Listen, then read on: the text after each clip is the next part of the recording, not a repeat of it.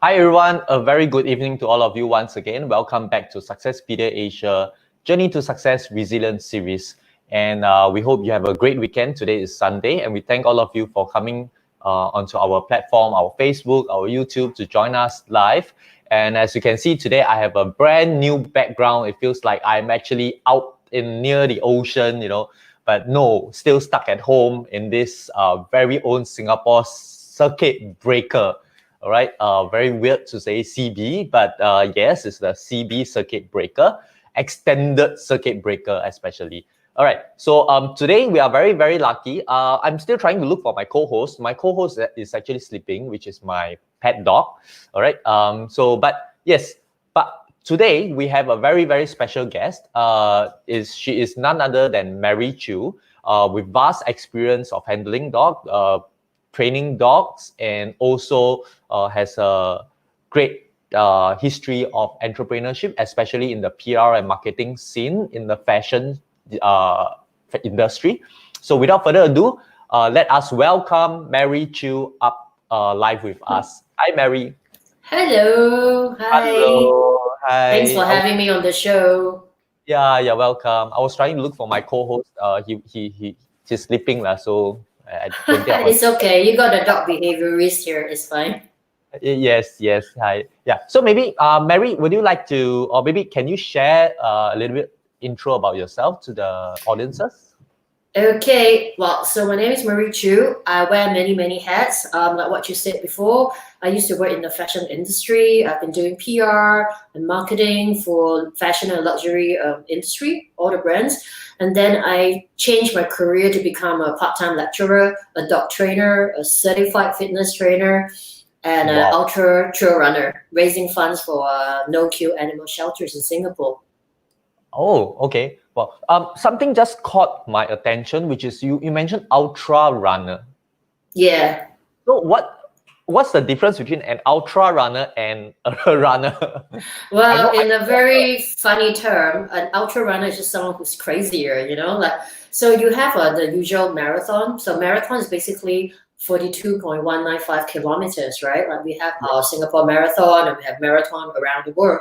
So anything more than a 42.195, a full marathon, will make it an ultra race. And the difference between an ultra race and an ultra trail race is the terrain. So as an ultra trail runner, we run more than 42 kilometers in mountainous roads or not the road. Say, for example, roads like Bukit Timah Nature Reserve, Macritchie, we call it trails. Yep. So as an ultra trail runner, I basically run off-road on trails. Right. Yeah. I read on some articles that you don't just run, you run with a greater purpose behind it. Yeah. Yeah. So some of you know me as the person who runs for rescue dogs. So my hashtag is I run for rescue dogs. And it all started because before I started running, I was doing some volunteer work at animal shelters. And I thought, how can I help them more than just cleaning the pee and the poo in the shelters, like using my skills, because I do PR and marketing. Right? I have a good network of journalists and industry folks. So I thought, oh, what can I do? So from there, when I started running, I combined it and I made it into a story. So I can be the voice for the voiceless. And I thought people will feel sorry for me when they see that I try to run a marathon, and then they might donate money. So it all started like that because I wasn't a runner like 5 years ago. And I said, okay, if I'm going to be running and suffering, maybe my friends will donate money for the shelters. So that's how it all started, the initiative. Right. And it worked. Everyone, all your friends were like, oh, Mary, you run very kalian, very pathetic. I donate to you. Is that? Yeah, I think the first year when I started, people were just very intrigued by, because I used to be such a fashion person, right? And I couldn't even run 2 kilometers. I tried running. The funny story is, if you can Google my name online, you will find this funny story. I'll always tell the media that when I first started running, I live on River Valley Road. I couldn't even run to Zook. Zook was on, the old Jack King Road, right? Yes. So it was less than 2 kilometers and I couldn't even run 2 kilometers. So that's how I started, from not running not being able to run 2 kilometers, I now go up to 120 kilometers. Oh my goodness. Yeah, 100. yeah. My Oh, record now is 121 kilometers for a race. wow. Wow. I am Yeah. right smack the opposite of you. I used to be able to run more kilometers. Now you ask me to run 1 kilometer, I think that will be the end of my day. I'll be on my bed. I think we all have to start somewhere, and I also think that when you run for a greater purpose other than for yourself, the suffering is more bearable, because when it gets really tough, to be honest with you, running 100-kilometer races is not easy. We all know as ultra trail runners that pain is guaranteed. Okay. But it's how you push through the pain that will get you to the finish line. And for me, when it's really hard, when I feel like tearing up, I think about my purpose, which is to run for the dogs. And some of you may know the story. I actually have a tattoo of a dog on my wrist. I don't know if you can see it. Yeah, sorry, I can't even turn it. So it's actually a motif of a dog to remind me that whenever I feel like I want to give up during a race, I'll look at the tattoo and then I'll keep running, because I'm running for the dogs. Yeah. Oh, that's amazing. Yeah, but speaking of the dogs, it's a huge change. I know that you were at your top of the game, especially in the PR scene for fashion. Yeah. But from at the pinnacle of a career, you decided to step down and then do something of such, which is living a simpler lifestyle and then doing something so meaningful. Why did you do so? I think it came to a point because I was volunteering at the animal shelters for, I think, maybe close to 3-4 years before I started having an inner conflict. Because my work revolves around fashion, beautiful things, and luxury brands. So I'm constantly surrounded by the high society, the luxury, and fine, wine and dine. And then on weekdays and weekends, on my free time, when I go to the animal shelters, it's a very stark contrast, because I'll be sitting in the kennels with the dogs that I'm trying to rehabilitate. Right. And, it's similar to, staying in a big mansion and then going to visit a slum. So I have this whole Dr. Jekyll, Mr. Hyde kind of a background, to the point that the inner conflict forced me to make a decision. That I can't be living a double life anymore, in luxury and then in charity. So I decided, while I'm still at the top of my game in PR, I have amassed a small amount of saving. Why don't I take a break from my work and do it full time? But it was quite gradual as well, because I think the last few years of my PR agency career, I decided to take a course with a UK school in dog behavior and training. Because I thought, if I want to be helping the dogs, I better be sure of what I'm talking about. Because dog rehabilitation is not like what you see on TV. It's not so glamorous. There's a lot of hard work. Like, to see the change in a dog takes hours and sometimes even days and weeks. So by understanding the science of it, I can perfect the art of it. So I always say dog behavior and training is the art and science of it. So when I graduated and I got certified as a dog behaviorist, that's when I felt more comfortable. I thought, okay, maybe I will not be wondering what I would do if I retire from a PR agency. And that's how it all started. It was gradual, but I have a plan. Understand. Right. Speaking of dogs, I was just wondering, how do we know during this COVID-19, before I ask you more into the COVID-19 situation, for opinion, I just want to know, given that a lot of people are staying at home, how do we know if our pets have anxiety and change of habits? Because to be honest, my dog started peeing more around the house. Really? When you're home? No, because everyone is at home, including my kids, myself, my wife. She's working at home every day. But the previous routine was that I will leave home in the morning, or I will leave, my wife leaves home in the morning, the kids leaves home in the morning. In the morning, he's all alone. Then everyone will come back in the afternoon, something like that, Oh, okay. Well, so using your dog as an example, I can highlight a few scenarios. I mean, that's why it's interesting to know the difference between a dog behaviorist and a trainer for a start. So a dog behaviorist will understand, you will tell me what are your dog behaviors, and I will try to analyze and tell you why your dog behaves in a certain way. A dog trainer basically is to train your dog to give you the desired behavior. Okay, so you said that during a circuit breaker, everyone is home and your dog tends to pee a lot more, right? But is he making toileting mistakes? Is he peeing at the right place, or he's doing it at the wrong places to get your attention? He's marking. Yeah. Marking okay. all over the house. Okay. So if your dog is marking, right, that means he's feeling territorial, and right now he's probably feeling threatened by the fact that many people are at home. So he needs to mark his territory. So now that you mentioned marking, but if let's say the dog is just making more toileting mistakes, but everybody is home, it could also be because now that everybody is home and your kids are home, you're spending more time with your kids and not giving your dog the attention. So sometimes when dogs who are toilet trained make toileting mistakes, it's because they want the attention. So I can give you an example. I have this friend, he consulted me before. He works long hours, okay, and he's hardly home. I mean, that was pre-CB days. And he said, oh, my dog is toilet trained, but recently, I find that when I come home, he will pee in the middle of the doorway when I come home. And I don't know what to do. So even before him telling me more, I will know what's the problem. So I asked him, I said, well, is it, so after you catch your dog pee in front of you, do you run after your dog to scold your dog? He said, yeah, how do you know? I said, okay, this is very simple. So basically, dog pee in front of the owner when he came home to get his attention, okay? But the owner made a mistake. So the owner ran after the dog to scold the dog.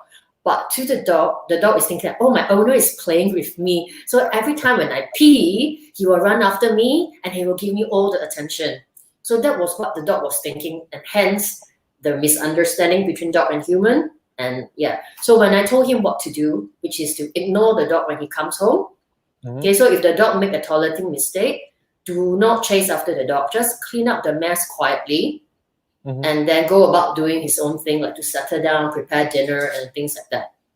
Right. And true enough, after 2 days, the dog stopped making toileting mistake. I have a question, but if we are chasing him and scolding him very ferociously, I mean, our dog sense our whether we are angry or not, right? Yeah. So even for that, the dog might think that we are giving them the attention. Yes, because attention to you means, like, if you're scolding the dog, you think it's bad attention, right? But to the dog doesn't understand what's. Yes, it's true. He will read your behavior. He will read your body language. But if the dog is just so in need of your affection or attention, he doesn't mind. That's why, I mean, in dog training, I always teach people this thing.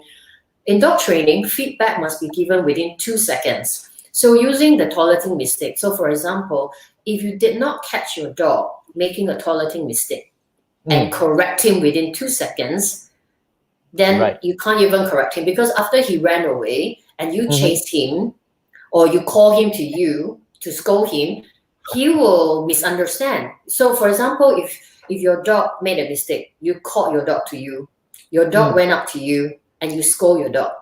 Right. Your dog would think that you are punishing him for coming to you. Oh. Yes, because you did not catch him in that moment, right? So, or if you chase after the dog, just take it as animals have short-term memory. So feedback must be given within 2 seconds. So that's why if you're out of home, you come back, you see your dog made a mess, instead of peeing on the pee tray. By the time you call him to you to scold him, it's too late. The dog will think that, oh, I'm being scolded because I went to daddy. That's it. All right. So which means I've been doing it wrong all the time, because when he marks, I will carry him to where he marks, and then I will ask him, and then I will start scolding him. I will put him. Exactly. So what you do is, when he's marking, you don't want that undesired behavior, right? So when you see him marking, you have to tell him no. And then you bring him to his pee tray or his pee area, and then encourage him. And then when you see him peeing on the pee tray, praise him and give him the affection immediately. Like praise him immediately, so he knows, oh, if I pee on the pee tray, my owner is happy. This is the right behavior. This is the behavior that my owner wants to see. Right. But if he pees and you carry him without giving him the feedback, like, no, this is wrong, you carry him, he thinks that, oh, every time I pee, my owner seems to be really happy and will carry me and give me affection. You see? Okay. Yeah. Oh my, I've been doing wrongly all the time. But you know what? Don't feel bad, because that's what people like us have a job, And I would say a lot of owners do not understand the dog behavior. They think that, oh, sometimes they come to me and say, oh, but my dog went to dog behavior. My dog went to dog obedience training. Right. Yes. I said, yes, obedience training is basically to teach your dog the language. Sit, stay, down, wait, come, cross, or or no. So it's just a language. So when we want to correct behavioral problems, we must first have a language, which is dog obedience training. And then we can use that to convert undesired behaviors into desired behaviors by understanding why your dog does a certain behavior, and you try to tell him not to do that. Right. Simple as that. Yeah. Okay. So you have been, all right, viewers, if you are still with us, you have any questions, you own a pet, or you have a friend who has problem with their pet during this period of time, or even during this circuit breaker, they are so bored that they decided to, or planning to buy a pet, or to adopt, not buy, adopt, please adopt. Yeah, adopt a pet. If you have any Yes, questions, adopt, don't buy. Yeah, so this is the right time, to ask Mary any questions. Ask Mary, don't ask me. I can't handle my dog. But you know what? Actually, during the circuit breaker, I think most pets are actually quite happy because their owners are home with them. And then because the owners are home and the owners also need a dose of fresh air and outdoor, they tend to walk their dogs a lot more. So I think actually pet dogs are very happy during circuit breaker. They have never had so much attention, from the owners before. Right. So what are the chances of our pet or pets having more anxiety after the circuit breaker is over? Because so I think that's where the worry is, right? Yes, so it's as good as if you just got a new puppy or you adopted a new dog. Usually, the first 1-2 months you spend a lot of time with the dog, right? But then after that, the kids will have gone back to school after school holiday, or you have gone back to work. So the dog is suddenly being left alone at home again. So I think it's important to also let your pet dogs have their own space, own time during circuit breaker, so that they don't become too dependent on your attention during this period. And then when you go back to work, when the circuit breaker is over, they suddenly left all alone again. So it's about a balance. Yeah. Okay. So what I'm doing now, letting my dog sleep right next in the middle of my living room, not bothering him, is right. Yeah, because just treat him like how you would treat your other family members, or your wife, because your wife doesn't need you to be with her 24/7. And especially during circuit breaker, we all learn, even as humans, to give our family members the space. Yes. Yeah, we don't need to spend 24/7 together. Right. Yeah. Okay, so it's always good to continue to give our pet the space that they need, and then Exactly. Independent rather than being over reliant on our presence. Yeah, so that when circuit breaker is over, you don't have a problem of separation anxiety. Okay. Yeah. Hey, speaking of which, before and after circuit breaker, for pets, how about yourself? I just want to know, how different is your daily routine before the circuit breaker, and you have so many things on your plate. You do your plants, water. You have plants of your own, right? I think so. Yeah, I do. I have an indoor garden. Indoor garden, right? Yeah. So you train your dog, and then you train for your ultras. Yeah. So how different is it, your routine? Well, I think a lot of changes. So now I don't run outdoors because I don't feel that I'm being responsible if I go outside without a mask, and I can't guarantee that I will not meet anybody. if I were to run, even if I go at ungodly hours. So instead of running outdoor, I've changed to brisk walking outdoor so that I can still keep my fitness, and yet I Right. can wear a mask at times when I need to. So don't get me wrong. I mean, I know the government recommended that if you're doing strenuous exercises like running or brisk walking, you don't need to wear a mask. So when I see nobody in my line of sight, I will pull down my mask so that I could breathe freely. But as soon as I see somebody coming across from the other direction, I pull up my mask again because I think it's just a form of courtesy. So instead of running, I do brisk walking daily. And Right. instead of going out to meet my friends, now I talk to them more on WhatsApp chat. Yeah, it's really Zoom sad that we online. can't go out with them, right? Yeah. So yeah, we just update each other on what we are cooking today, what we're doing, and things like that. Yeah, so that I think these two are the biggest difference. And then the third one, of course, is still fitness related. I mean, before CB, we could go to the gym freely, Yep. but now the gyms are all closed. So I do a lot of strength training at home using free weights, body weight, and resistant bands, which is wonderful because now every day I'm doing an exercise. I actually think that I have more muscles now than before. Because before, the gym is always there. You take it for granted, two Yep. times a week. But now it's like every day we're stuck at home. What are we gonna do? Okay, let's do some training. Yeah. Right. So I think these three are the biggest difference so far. Right. Okay, before I ask you more questions into fitness, I'm very curious. I think Jia Hao has a question for you. Can you tell us about your garden at home? Yes, actually, I'm curious about your garden at home. Okay. Well, hello, Jia Hao. So basically, yeah, I have an indoor garden at home. I started it about, I think, 3 years ago or 4 years ago. On and off, when I travel, I will have neglected my plants. But because of circuit breaker, I'm home all the time. I'm looking after my plants really well. So I grow herbs. So I'm self-sustainable when it comes to herbs like basil, rosemary, parsley. I haven't been buying herbs from the supermarket for a long time because I'm self-sufficient. Wow. And then Okay. because of circuit breaker, I started growing my own 豆苗, pea shoots or pea sprouts, as you know it. I started growing microgreens again. And I even started sprouting my own bean sprouts, tauge. So I don't need to buy tauge anymore. I do it at home all the time. Oh, Yeah. okay. Yeah, so I think when I started it, I just wanted to inspire other people that you don't need to have a balcony or live in a landed property to grow something, like that. I live in a condo that doesn't have a balcony, but I have a window latch and I just put some shelves there and I put potted plants, and I'm self-sufficient when it comes to herbs. And I actually, at one time, I actually also grew kangkong. I had my own kangkong, like sambal as well. Oh, So yeah, so it's quite a limitless. So even if you live in the HDB, you have your corridor, or if you yep. can't put plants along the corridor, you can put it along your window ledge, or wherever that you can get a dose of sunshine. Yeah, so it's quite amazing. So actually, vertical vertical plantations is the way to go, right?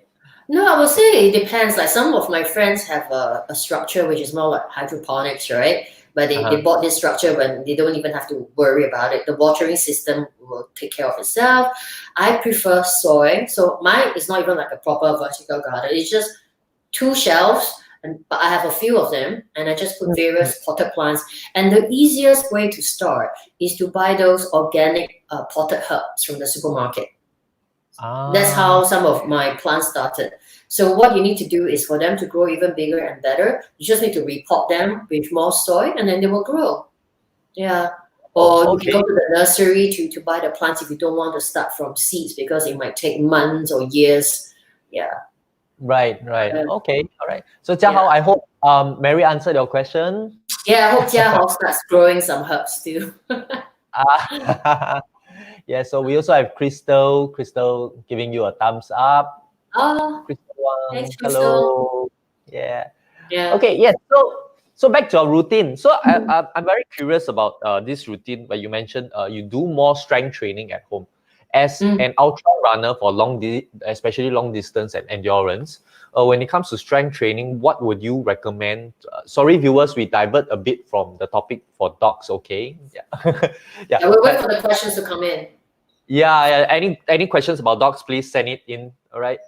Yeah. So, which part of the muscles do you recommend to be focusing on? Is it more of the core or our gluteus, or our maybe even our calves? I Or do we think do strength training or endurance? I think no matter whether you're in ultra running, endurance, or whatsoever, strength training is very, very important. So, and it's not just specific to core or glutes or your calves or your thighs or upper body. I think as we age, we want to be aging actively. And when you have strong muscles, you are less prone to injuries. And when you have injuries, or if you happen to fall, you are better at adapting and recovery. So I'll give you an example. I mean, when we do ultra running, over like 50 kilometers, 100 kilometers, when you have strength training, your body will be less prone to injuries and you are more able to go the distance. Because it's true, some people say, oh, run marathon, well, just run every day, you will be good at endurance. But you want your muscles to be strong so that they can support what you do. Just like, when you have a car, you need to send it for car servicing. You need to ensure that your tires have enough air pressure because otherwise you will run your tires to the rim. So it's the same thing. So whether you're an athlete, sports person, recreational athlete, strength training is important. And I think it's more important if you are not active because, you don't want to be that 70-year-old person when you reach 70 years old and you suffer a fall and you break your bones and, you have problems with, walking, or you might see two different 50 years old. One who is active and does strength training will have nice muscle tones and can walk normally versus another 50-year-old who doesn't do any exercise at all or strength training and the muscle mass reduced. When they're 50, they need to walk with a walking aid or a walking stick. So I think it's important to age actively. Strength training is important. And it doesn't mean that you have to be like Arnold Schwarzenegger when he was bodybuilding. It's very hard to get big muscles. Yeah. Right. Yeah, I hope my wife is actually listening to this. I thought she's very cute. She will say that, oh, I'm doing exercises, and then she'll do the sit-ups. She bought a mat, and then she's doing sit-ups at home. But that day I saw her doing this at home. I don't know. She was just moving her body, and I was asking, so what are you doing? Oh, I'm exercising. I was looking at her. Oh, okay. Well, she's doing joint mobility, like things like that, like, warm-ups or whatever. But do not underestimate, even a 1 kg dumbbell, if you keep doing high reps, it can be tiring, even like doing rotations like that without any weight. You try after 1 minute, you feel the ache, right? So, yeah. Okay. Yes. So but having said that, so these are all the changes that you have been making in your whole before and after circuit breaker. But circuit breaker happened because of COVID-19, because of the pandemic outbreak. So I don't know. I mean, I would like to hear from you. What are your thoughts on the current situation, maybe in terms of economy and the lives of people that's around you that's being affected? Well, to be honest, it's a really sad thing, but I've already expected it to be worse than it is. Because I think in the beginning, people were not taking the recommendations or precautions seriously. I was in New Zealand for my race in February. By then, COVID has already started in Wuhan, right?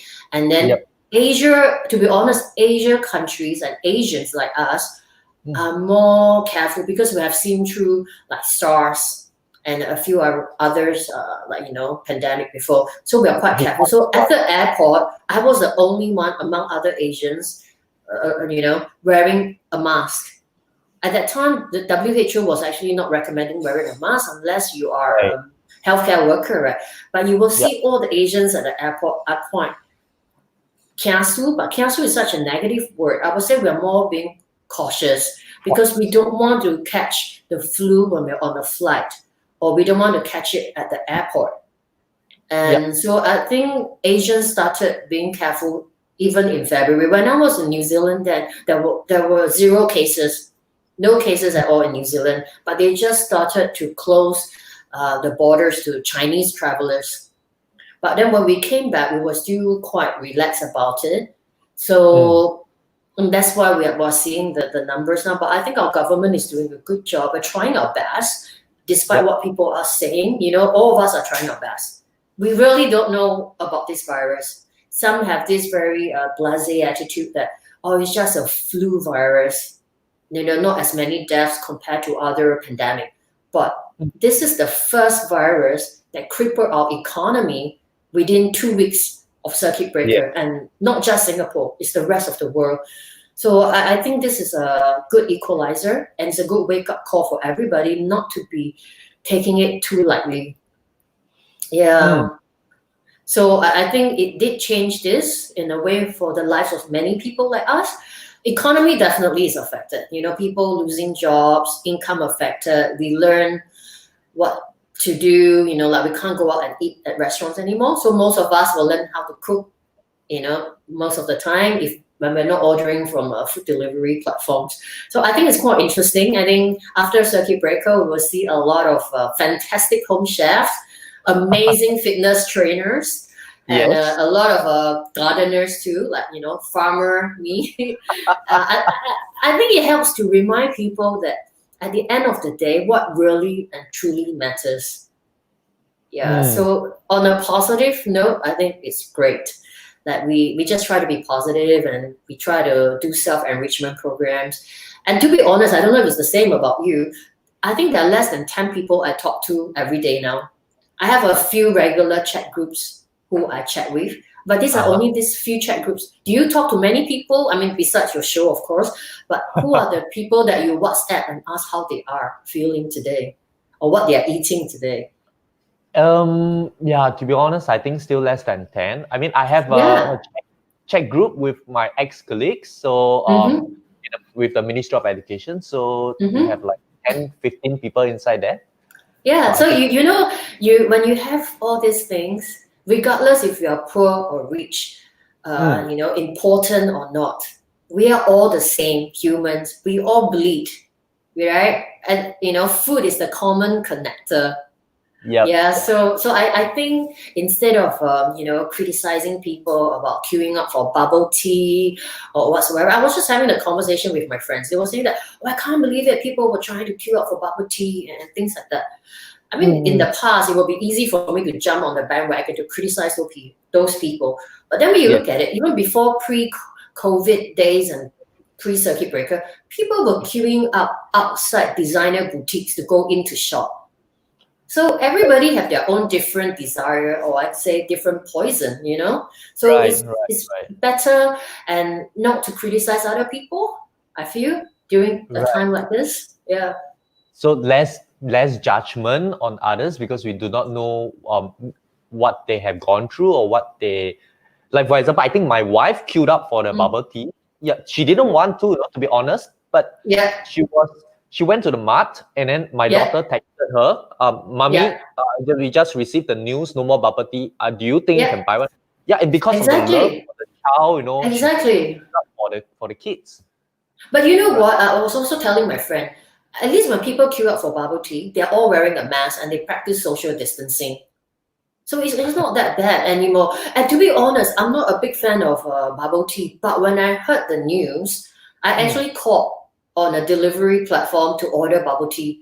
But I got it way before 8 p.m, So it's a good thing that I watch my news and stay abreast of the current affairs. So I got it before the craziness started. So I don't blame people. I mean, it's human nature. When the more you know you can't have it, the more you want to have it. Right? It's just like going on a diet. When you say, I cannot eat chocolates and pasta and bread anymore, the more you want to eat those things. And then, especially with your story about your wife buying the bubble tea because your kids wanted it. You see, so everyone has a story. Don't be so quick to judge. Okay, so speaking of which, since we are talking about the industry, the economy, and the changes that's affecting people, right? Well, one industry that I am pretty much concerned is definitely the pet industry, because recently the pet industry has also been listed as a non-essential. So I think. So, So your because question? uh oh, my question, I'm trying to find my question. So you were maybe trying to ask like how did this whole circuit breaker affect the pet industry and the animal welfare and something like Yes, that? yes, correct. Yeah, because this thing, initially I thought nothing much until I realized Yeah. a lot of people were posting on the internet, where do I buy the pet food? And you know, pets, Mm. they have a certain diet, and if you change the Yes. diet, it's Yeah. either anxiety or their tummy will be unwell unless Yes. they have very strong tummy. So how what do you think about this? Okay. So it definitely affected every one of us. So for me as a dog owner, people were hoarding and buying toilet rolls, right? I was thinking of buying my pet food first because my love for my dogs is so big that I must make sure that they have enough food. So we actually stocked it I up think before we can the high five circuit on that. breaker. Yeah, high We five. can do a high five So on I have enough food for my dogs, and I was worried because my dog is on raw food, so it's all frozen patties, and I'm that. worried that I won't be able to get it. So I actually also bought like a big packet of the best kibbles that I can find, like freeze-dried kibbles as a backup plan in case there's no more stocks. But Yep. the good thing is because I buy my dog food from my groomer who cannot operate the business now because grooming is definitely non-essential even during the first stage of circuit breaker. He will Right. ask me, if you need more dog food, let me know. I can do delivery, contactless delivery. So I think it's important if some of you dog owners or pet owners out there, you're running out of food, you might, if you're supporting those small chains or small businesses, you will have the shop owner's number and you can arrange for delivery. Otherwise, there are a lot of online platforms, online pet shops platform to buy the food from now. Because I personally searched for it because I needed to buy dental treats for my dogs. Mm, And a lot of businesses have gone online because even like the big chains, right, the pet shops, they have to do delivery. Otherwise, they will suffer losses for this whole circuit breaker period. So right. not to worry, you'll be able to find the dog food that your fur kids will have. Worst case scenario, you can cook for them. But just like Mm, what you said, when you switch the diet, they might just have a bit of a tummy upset. That's all. mm. So just be more tolerant if you see that they have a bit of a runny stool. But otherwise, do not worry. Your dogs and your cats are very resilient. Dogs can actually go without food for 3 days. Not that I'm asking you to starve your dogs, but you can cook for them or find a substitute, whatever you can find. Yeah. Right. So we need not worry about our pets having anxiety because of change of food or change of diet. Well, I think a small percentage may, the picky eaters, but I guess in return for the affection and the time spent at home, you can give your dogs treats, more playtime, more love, and try to find a diet that they will like. Because I'm sure a lot of dog owners do not just feed their dog food these days. Some of them will actually even cook like a source of protein mixed with like sweet potato, carrots, or vegetables. So we just have to adapt. It's just like us. We when we had plenty of options to eat, we are very picky eaters. But when we Yes. have no more food, even a bowl of instant noodles is like heaven. Like wow. So we just have to adapt. The dogs will have to adapt accordingly too. Mm, all right. So speaking of pets, we know that you have been running a lot to raise funds for Mm-hmm. charities, especially for the pets. So can you Yeah. name us some of the charities that you have been helping? And during this period of time, are these pets at shelter and dog homes? Are they neglected? Are they forgotten? I think yes, and in terms of charity, it's not just the animal welfare that are being forgotten during this period because everybody is now so worried about their own job, their own life. Charity will Mm, take a backstage, right? It's not so important. So at least for human charities, mm, the government will come and help, right? They'll step in with subsidies and and organizations that will help. But right. for animal welfare, it was never funded by the government in the first place to begin with. So during this time, it's really hard. And with the restriction in the movements, Mm, some of the volunteers are not allowed to go to the animal shelters anymore. So maybe you will only have one or two primary caregiver in the shelter. So that's a lot of work for them. And Right. can you imagine like two people having to look after 50 dogs to clean the kennels to make sure they are fed? So it's very Oh. taxing on the volunteers on that front. And of Mhm. course, the funding. So despite having a circuit breaker, whereas if you're a shop, your landlord may give you some rebates or the government give you some subsidies, the dog welfare are not being given any subsidies. The dog shelters that are renting the premises for the dogs are still having to pay the full price. I mean, correct me if I'm wrong. So far, I don't think I've heard anything about reduction in their rental. So Right. animal shelters do not get free rental space. They actually have to pay rental, which can range from $3,500 to $5,000 a month just for one unit of shelter. And then at Mm-hmm. this time, when people are losing jobs and not having uh, enough income or losing money in their investment, they will not think of donating to the animal shelter. So that is quite a big concern as well. Like even for Right. myself, I raised money for the dogs, but this period I decided to not raise so much awareness because that's not what people want to hear. They are already suffering at home. Right. Like first is I have to take care of myself before I can take care of the dogs. So Mm. it's not the right time for me to raise funds during this period.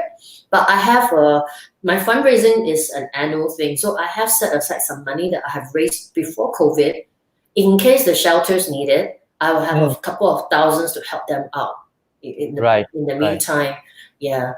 So some Right. of the shelters that I've helped out in the past includes Save Our Street Dogs, and lately I'm focusing more on a few smaller shelters that do not have charity status. So such as Mm. Madam Wong Shelter, Uncle Cole's Canine, Oasis Second Chance Animal Shelter. So hopefully, because they're not as savvy as some of the big dog welfare organizations with lots of volunteers and a lot of online presence, I hope by doing this and talking about it, more people are aware and can Mm. donate in their own ways, even if they don't donate it through me. Yeah. Right. Right. So the only way that we can help the dogs now or forgotten pets at the shelter Mm-hmm. is to is still to donate to so that they can to help this shelter sustain, right?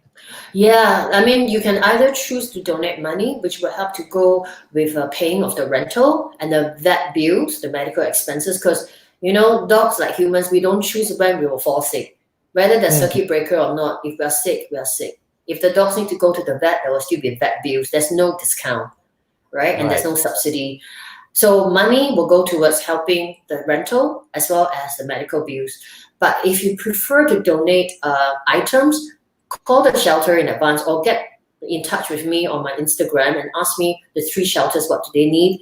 I will put you in touch with them. Some will welcome rice, some will welcome kibbles like dog food and things like that. It helps with reducing their expenses and Right. help them sustain what they're doing. Yeah. All right. So viewers, we all know that especially in the article recently, Giving.sg has already announced that they have the highest amount of donations for the people, for the nation, for organizations, for charity. But one part of Singapore that is forgotten is actually the pet industry, especially the shelter. Yeah. These pets are forgotten. So if you Mm. hear this, please you can contact Mary, or you can just go online and then find out the dog shelter, find out how to actually donate to them, Yeah. keep them sustained. I mean, they live in Singapore, right? All these animals. So I Yeah, they believe do. all Yeah. Singaporeans. Yeah, let's Yeah, so and a little goes a long way. Some people may think that, oh, I don't have much to donate, but even like $10 can go into buying like one third of a pack of a dog food. Every amount helps. Every dollar goes the distance. Yeah. right, right. Okay, thank you for sharing all this with us, because I don't think a It's lot my of people know pleasure. about this. Yeah. Yeah. All right. I'm just wondering.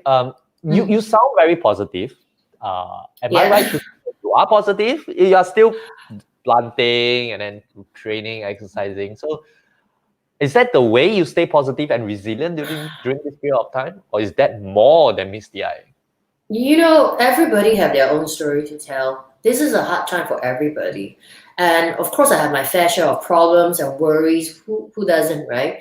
But I think when you are met with a tough challenge, You can either be positive or you can be negative, but you must always be human.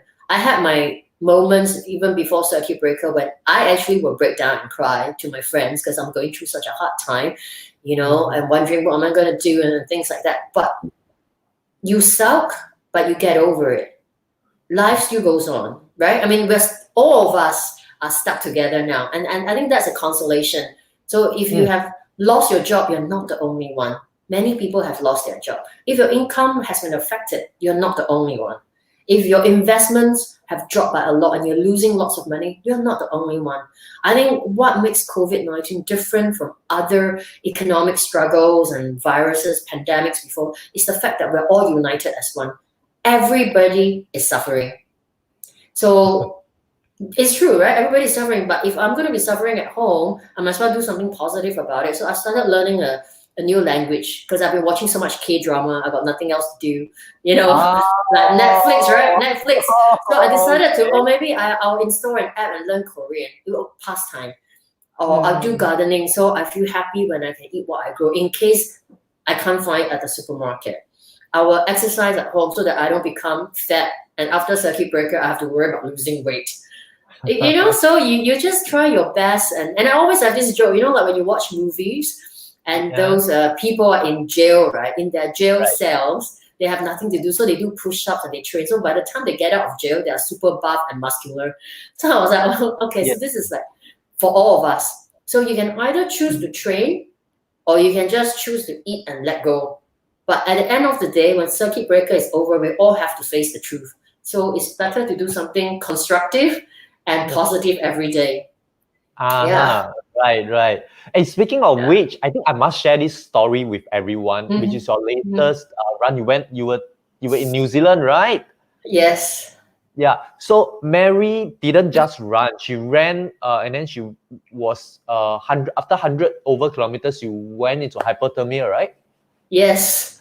And so that was actually, in retrospective, I think I'm very lucky. So what happened was I was supposed to be doing 100 miles race. 100 miles is about 164 kilometers. At about 121, I was still doing quite well until I had hypothermia. And I think my hypothermia was brought on by the fact that I was also not feeling too well. I didn't know then because a week after I came back from New Zealand, I had an emergency surgery for appendicitis. So during the race at about 20 kilometers, I felt a very weird pain in my abdomen. Right. And I didn't think it could be appendicitis. I just thought, maybe it's like indigestion or I'm pushing my body too hard.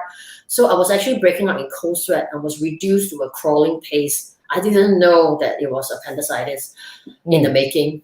And I think that contributed to my body shutting down and getting hypothermia as a way to protect me. So so I think now when I think about it, I'm quite lucky because when I came back, I had the surgery before we had circuit breaker. Yeah, I remember because I texted you. I replied to your post in saying that we both have the same pain in endurance index. Yes. It's the same for me. I had the same kind. So it was pain for me like 1 week before, but I was in the education line, so I was still teaching sports and.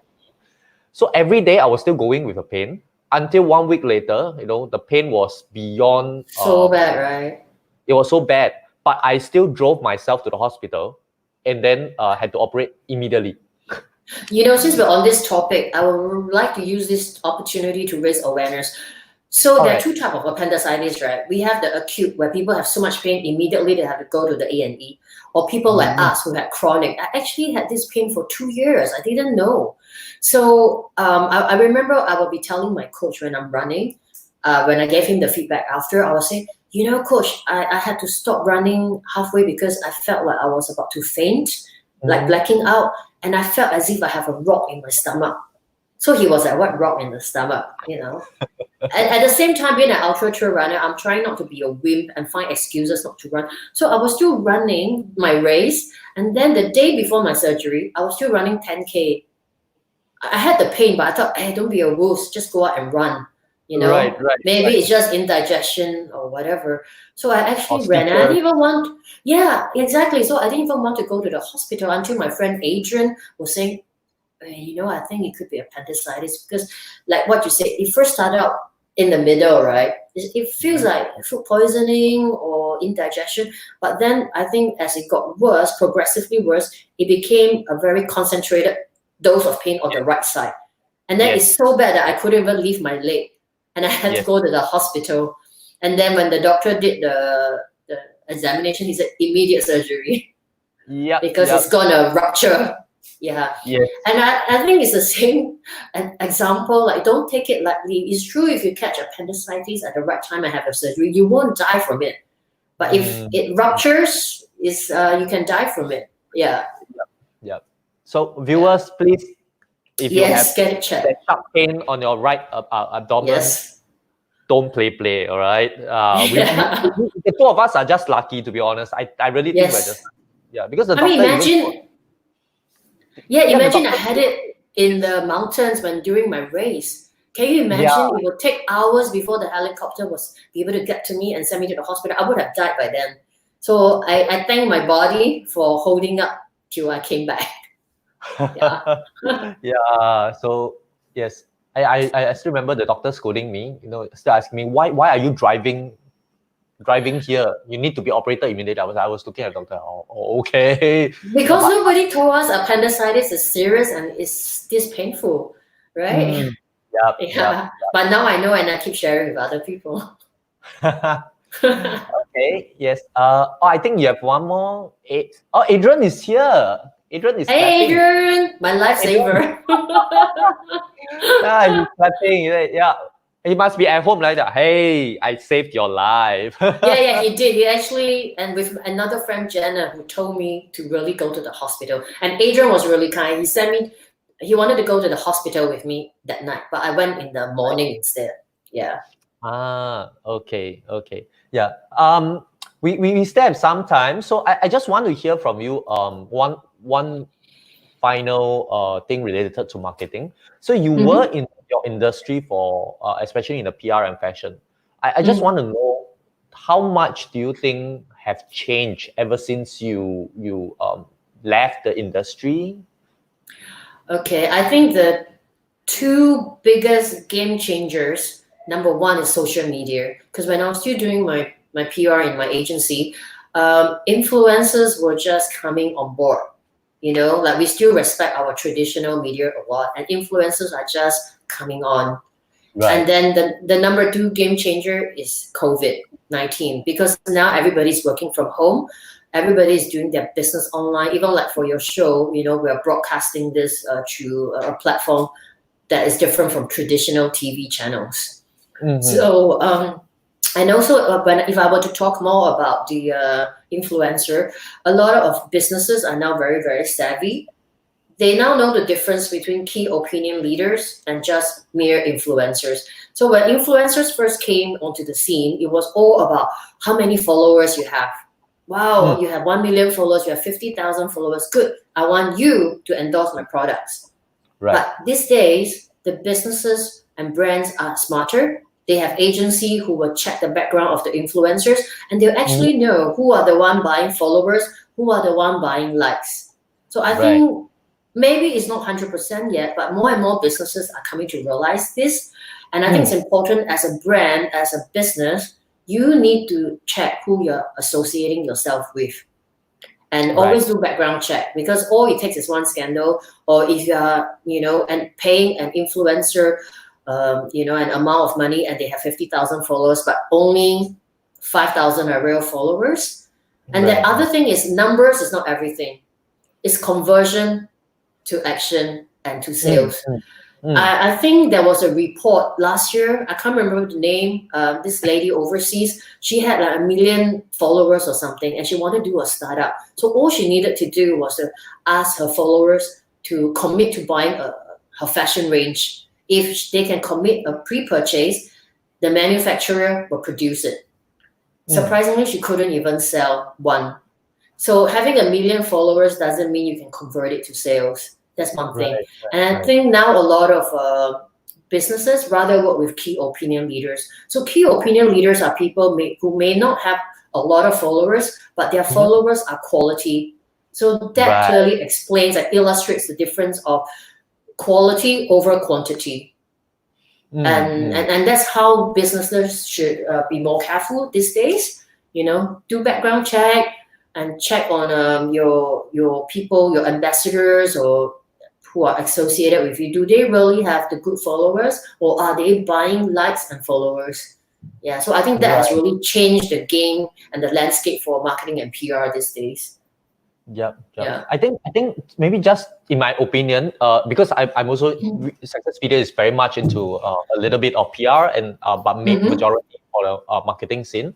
I think there's one more thing that I definitely agree is that when we do the background checks, right? It's not just also to check on whether they buy the followers, but even if the followers are authentic, are real. Are they following for the right purpose? Are they following this? Yeah, like I can always make some jokes and everything, but they are not following because you have been always providing them with the right info. I think that's a very interesting point. I always say guilty by association. And that answers your question. Why do you follow certain people on Instagram? Some people follow because they find inspiration, or aspiration. Like I follow a lot of fitness personalities overseas and as well as in Singapore. They don't need to be famous, but I follow them because they have quality content to inspire me. But I know of friends who follow some people who have a lot of followers, but they follow just to have a laugh for entertainment value. So that they might follow because they think that, the person creates big-bodied content, but okay, it's nice to like have a laugh. You get what I mean? So it depends on why you follow, and by clicking follow or like, it says a lot about you as a person. I mean, I might have people who look at my content because it's public profile, but they may not follow me because they may not want to follow me because they might not like all the content that I post, and they choose to come and visit my site only when they want to. So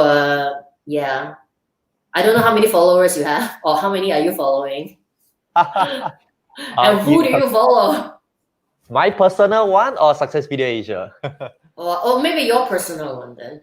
Oh, my personal, I don't have a lot. I have like, my Instagram is like 800 over. On Facebook, 1,000 plus over. Friends, I think 1,500. But these are all authentic. I can assure. Yeah, I know. I believe you. One of them. Yeah, and I think the other thing that's interesting is I always tell people that, social media should not be taken lightly. It can be a double-edged sword, right? And what you post says a lot about you. It's marketing. Even if you're not marketing a product, you're marketing yourself. So you must come up with good curated content, because these days, or even back then when I was working in the corporate world, when I want to interview potential candidates, what do? I go online, I find their Facebook. At that time, there's no Instagram. So I'll go to their Facebook profile to see what picture they put on their profile. So even if it's not a public profile, your choice of photos for your profile picture says a lot about you. The content that you make public says a lot about you. And especially now with Instagram, when people make it public, you want to know what you're posting.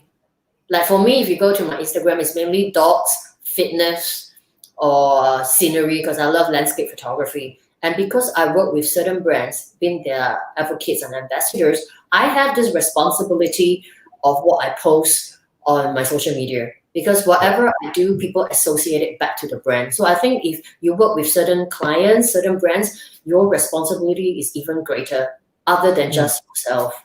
Yeah. Right. Yeah. Okay. Right. So my last question for you for the night. It's been a long night. Thank you so much for bearing with me. I've been asking a lot of questions. Yeah. For the viewers, before Mary answers the last question, if you have any questions relating to dog training or dog behavioral matters, please, this is the time before we come to a closure. Don't miss out on Mary. So so my last two questions to you is what if I can grant you a wish, if I can be a genie in a bottle, right? I can grant you a wish now. What wish would that be? for COVID-19 to find a cure and to end it, because I think that will impact a lot of people and our economy. So everybody can go back to normal, can go out and hug and see their friends again, can go out and eat at the restaurants with their friends again and see their loved ones, and for the economy to recover so nobody has to suffer the economic downfall. Yeah, that will be my biggest wish for now. I'm sorry, I sound like some Miss Universe pageant contestant for world peace, but no, I'm specific. I want COVID-19 to end and we can find a cure for it. Yeah. Yep, I think I want it to end, but Yeah. I'm sorry, I can't grant you that wish no matter how many times I snap my fingers. Yeah, we have to work together. We have to work Yes. together. Yes, Yeah. yes, it's going to be an uphill climb for a lot of people over the next few Yeah. months, even after the vaccine is found, is Which will produced. take 1 year or more before the vaccine could be developed. Yeah. Yes. So yeah. All right. So last but not least, is there anything that you would like to say to our viewers? Yeah, I think a few things. Stay positive during this difficult time. Know that you're not alone because the whole world is going through this together. And the good thing is we have internet connection. We can still connect with our friends. So we might not be physically together, but emotionally, mentally, we're together. And one last thing, please wear a mask when you're out and be socially responsible. Yeah. Yes. Yes. You heard. Mary, wear your mask when you're out. Be responsible, and you're not alone. Yes, All right. you're not alone. Thank you, Mary, for your time. Thank you. Thank you. All right. So I will see you when I see you around. Yeah, when CB is over. Okay. See you. Bye-bye. Bye. All right. Now, my name, everything has disappeared. I love this background. Honestly, really, I love this background. So for those of you who are here hoping to hear more about pets and dog behavioral, you realize that actually we touch a little bit on other matters such as marketing, PR, and a bit of running, a bit of training. That's because Mary is really very versatile and very all-rounded in a lot of things. We have not even gone into planting of plants and everything, gardening. Yeah, we haven't even gone in depth into gardening, which Mary is more than capable of sharing. Yeah, but yes, thank you all for your time staying with us up till now. We hope today was a better session. We hope today you enjoyed the time with us. For tomorrow, we have yet another very, very important topic that is coming up, which is who are we having? We are having James Young. He is a professional counselor for with Listen Without Prejudice. So exposing the unseen enemy of COVID, why mental health must be the priority today. All right. Why am I saying that is important? It's because in this situation of COVID, in the economy downturn, and in where everyone is really fighting to survive, and all the negativity that's going around and staying at home, now it's going to cause mental stress to a lot of people, whether be it you are just because you're staying at home, whether be it you are facing financial problem, whether be it your business is struggling, or whether be it your family members are in hospital and everything. Everything contributes. The pressure for Singaporeans, actually, in fact, not just Singaporeans, the whole of Asia, the whole of the world is just piling up. So how are we spoke about dog anxiety. So tomorrow we are going to talk about human anxiety, and how are we going to identify that? How are we going to identify that in your friends? How are we going to identify that in you?